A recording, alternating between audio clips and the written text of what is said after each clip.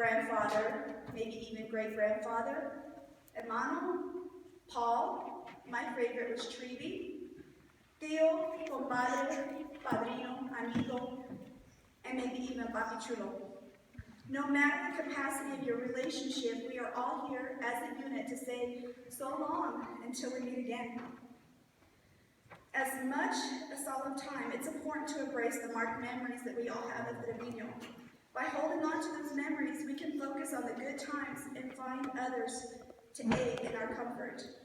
Some of you may remember or know Trevino when he was around 5 years old and he swallowed the whistle that looked like a wagon wheel. Raise your hand if you can recall this story. So I see some hands. It's very new to me. Did you know that he had that whistle that was lodged in his body for a year before it was surgically removed? When the doctor gave it back to Grandma, it was attached to a rabbit's foot for good luck.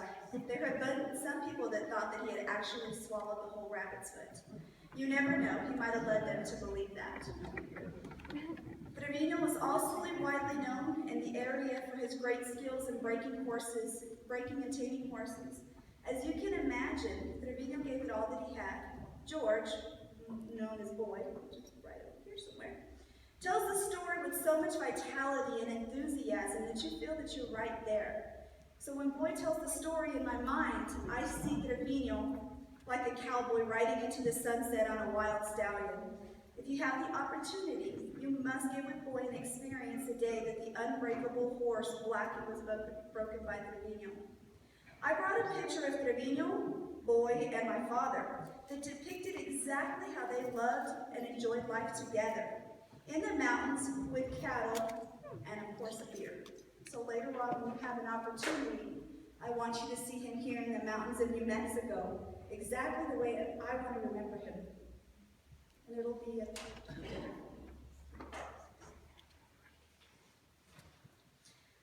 I hold Trevino very close to my heart because he was a remarkable uncle. He would always listen and go out of his way to spend quality time with me. That's why I have these earrings. He brought me coffee and gave me these earrings. I know that I'm not the only one that he did that for. I recall a time when I was separated and I was living in Lubbock with my 2 small kids and had a huge backyard that was overgrown with grass that was about 8 inches long and weeds that were past my knees. In the wee hours of the morning, I would say about 5:30 in the morning, I heard a lawnmower outside. Well, I put on my robe and I was ready to go tell off one of my neighbors for being inconsiderate when I saw a headlamp go towards my back fence. And I followed it, peeking through the windows, and it suddenly flashed in front of my face. And I was too startled to move when I heard a voice say, "Mijita, it's me, Trevino. I'm sorry that I woke you up, but I wanted to cut your grass and weeding because I knew that you didn't have anybody to do it." This is the Trevino that I remember.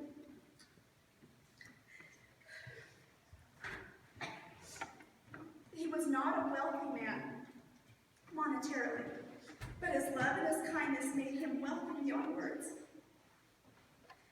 Have you heard the saying, it's the small things? I agree with that. Andres, Gaetan, his great nephew, loves his coffee. And Trevino, no matter how much money he had, he made a point to always have him stocked. Danley, his great-great nephew, would enjoy V8. I don't even buy it, it's too expensive. But Trevino would provide it too. It was not the items he supplied. It was a purposeful consideration that he had for someone that was not for himself. As a child, and even into the adult years, he would buy me and sometimes my sisters a box of Whitman's chocolates for Christmas. Never bought my brother, he didn't eat them. When he began this tradition, those boxes were probably less than $1.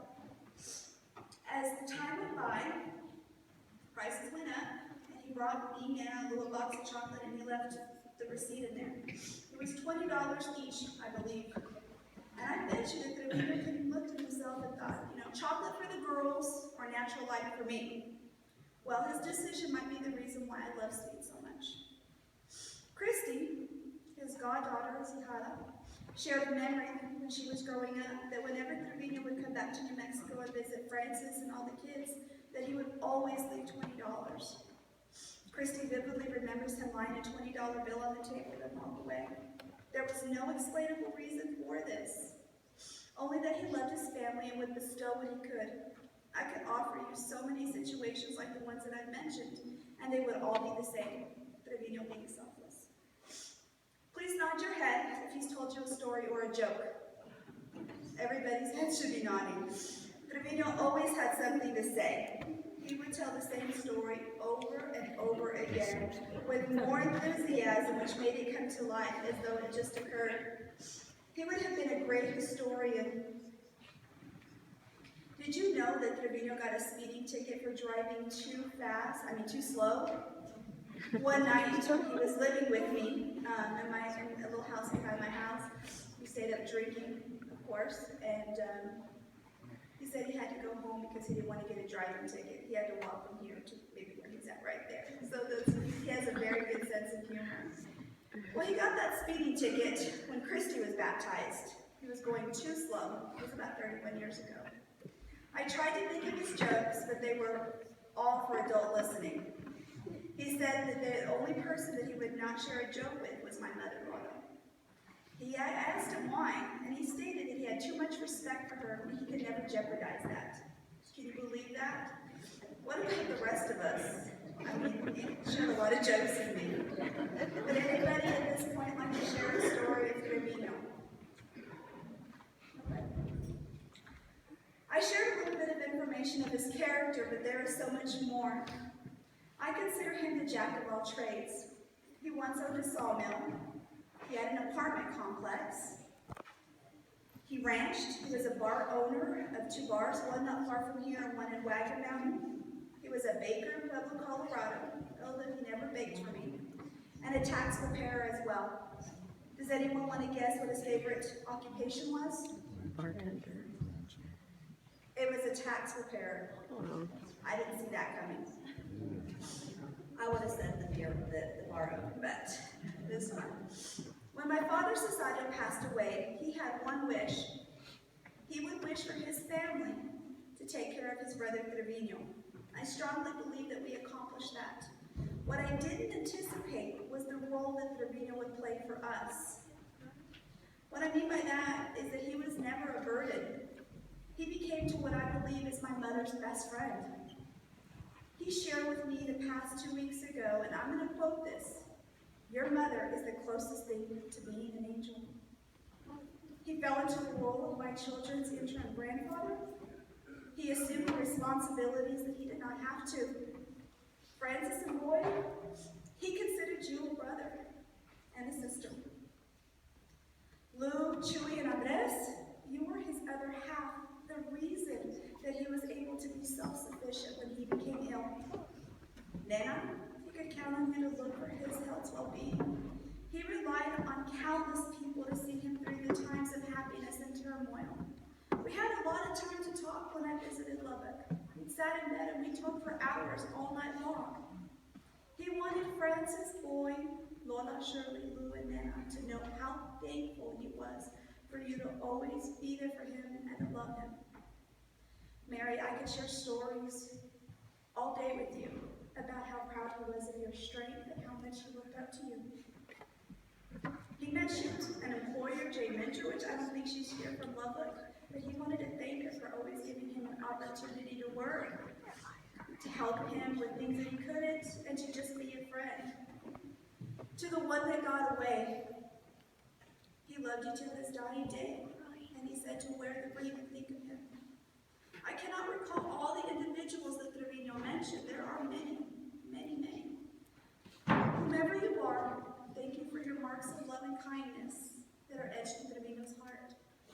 By being here today, all of you show that Trevino had an impact on you. That brings great comfort to me to know that he touched other people's lives in the same way that he touched mine. In conclusion, I wanted to leave you with this verse. Don't remember me in sadness. Don't remember me with tears. Remember all the laughter we shared throughout the years. Now I am contented that my life it was worthwhile, knowing that I passed along the way. I made somebody smile. When you were walking down the street and you've got me on your mind, I'm walking in the footsteps, only half a step behind. So please don't be unhappy just because I'm out of sight. Remember that I'm with you each morning, noon,